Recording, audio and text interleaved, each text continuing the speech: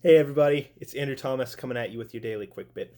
Today I wanted to talk to you about writing a CMA and what a CMA is. Now, CMA is a real estate term, which stands for Comparative Market Analysis. So, as an investor, as a real estate agent, as someone just trying to figure out the value of your home, oftentimes appraisers, agents, and investors will utilize comparative properties to determine a value. The primary way of going about this is to look in the near locale of your target property. So let's say I'm trying to sell my house. I'm going to probably do a 1 mile or less radius, or depending on how the neighborhood is formatted, you might cookie cut out a certain area that is demographically similar. Once you've done so, you're going to perform a search for every property that is to one degree or another comparable to your property. Now, the closer you can get those properties to your exact property, the better. However, when it comes to houses that are a lot like people, everyone's a bit different. And so you have to have some wiggle room to adjust because sometimes, depending on the house, you're just not going to find comparable properties to it. It's a unique little snowflake. And so by having a sheet such as this, which allows me to do adjustments, we actually had an appraiser go through and build us a list of adjustments that he, as an appraiser, utilizes to adjust a property when analyzing comparable properties. So, for example, if we're dealing with a house that's between $100,000 and $200,000 and it has one less bathrooms, that would deduct $3,000 off of our target home. Or if our target home has additional bathrooms and I have a comparable that doesn't have as many, you would add several $1,000s to the comparable price. And the goal here is that you are adjusting each comparable price so that its format is equivalent to your target property, your base property. And by doing so, you can find between, I think most people say 3 comparable properties is about the minimum you want to use.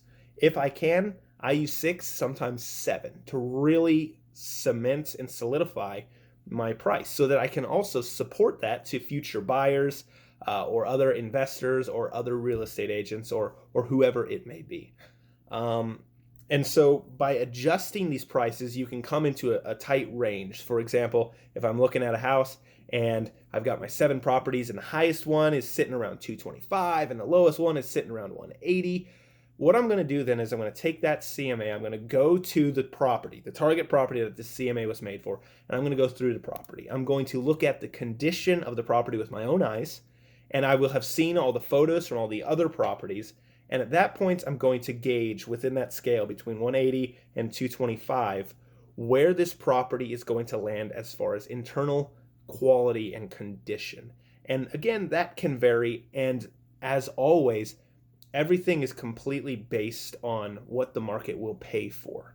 And so simply put, if this home has been remodeled and is in fresh, mint, new looking condition, it's probably going to fall closer to the top end of that 225. Or if it's out of date and maybe not had as much love and care done to it as it should have, it might fall on that lower 180 position or somewhere in between.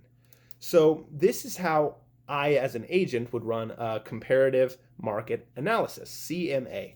And I encourage you guys out there, whatever your practice may be, and even if you're not a licensed real estate agent, you still have access to tools that can help you do this. For example, if you go to Zillow, you can look up properties that have sold and you can look up timelines that they've sold.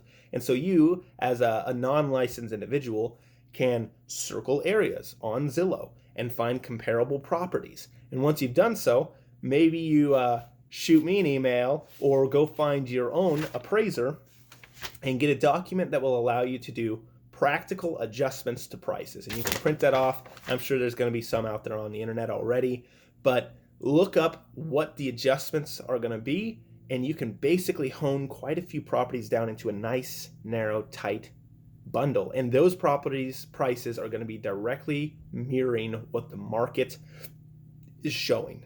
And usually I look for comps that have sold in the last 3 months to 6 months. I usually don't try to go beyond 6 months, and if you start going beyond 6 months, it's sometimes advantageous to also account for the appreciation that has happened in that time as well. Because at that point, if you're appreciating between 2 to 6% a year, you might have a 2 to 4 to 3% adjustment on the overall price, which could be, thousands of dollars. So that's just my little bit about comparative market analysis is. And hopefully you guys enjoyed it. Hopefully you learned a little bit. I'm going to be posting this to all the normal places: Facebook, Instagram, Twitter, and my YouTube channel, of course. Check me out there, great_horizons.